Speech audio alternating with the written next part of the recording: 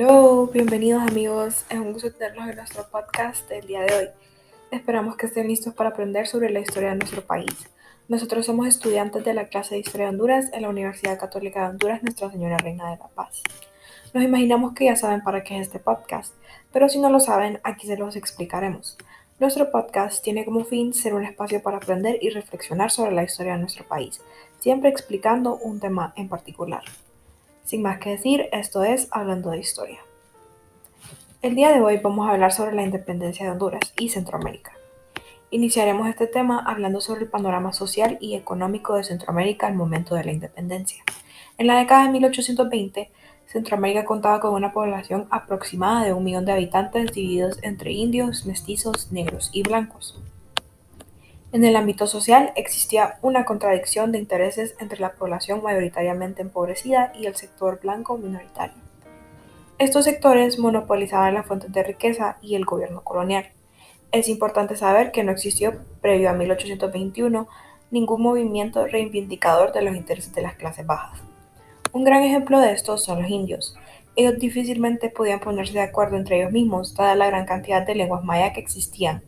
Por otro lado, los controles militares y la influencia de la Iglesia contribuían también al mantenimiento del orden social, al menos de parte de las clases bajas. Esto no quiere decir que no hubieran manifestaciones de parte de ellas a la explotación de la cual eran víctimas, pero muchas veces algunas circunstancias impedían el desarrollo de una rebelión que amenazara seriamente los intereses de la élite. Los conflictos políticos que se dieron sucedían entre la élite, es decir, entre blancos peninsulares y criollos. Dentro de la clase criolla se forman dos corrientes políticas que disputarían el poder entre 1820 y 1839 a través de la formación del Partido Liberal y el Conservador. El Partido Liberal es el que se encargaba de apoyar la modernización política y económica. Ellos tomaban el liberalismo como referencia filosófica. El Partido Conservador debe su nombre a la vinculación de sus miembros con los intereses del pasado colonial, unión de la Iglesia con el Estado, la lealtad a la corona española, la esclavitud negra y el monopolio comercial. La realidad es que esta es una diferenciación esquemática, pues no todos los que se llamaban liberales practicaban las creencias liberales, e igual con los conservadores, no todos los que se llamaban conservadores practicaban las creencias conservadoras. Es importante saber que siempre operaban los intereses de individuos y familias que luchaban por conservar el poder. Ahora vamos a hablar un poco más sobre el proceso de independencia. La independencia de Centroamérica no fue producto de una larga guerra civil, fue más bien una reacción oportunista de los criollos para asegurar la continuidad de sus privilegios coloniales. Es importante tomar en cuenta que la independencia fue reaccionaria y conservadora. Fue pacífica en negociación entre la élite y el último capitán general, Gavino Gainza.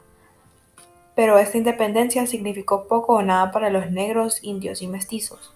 Luego, Honduras se anexó a México, pero rápidamente la élite se desilusionó con la anexión, pues en breve estallaron una serie de conflictos entre Iturbide, el que era emperador de México, y el Congreso.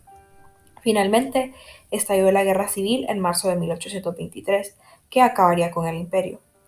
Valle y otros diputados centroamericanos regresaron a Guatemala, donde un congreso de las provincias declara la independencia absoluta de Centroamérica.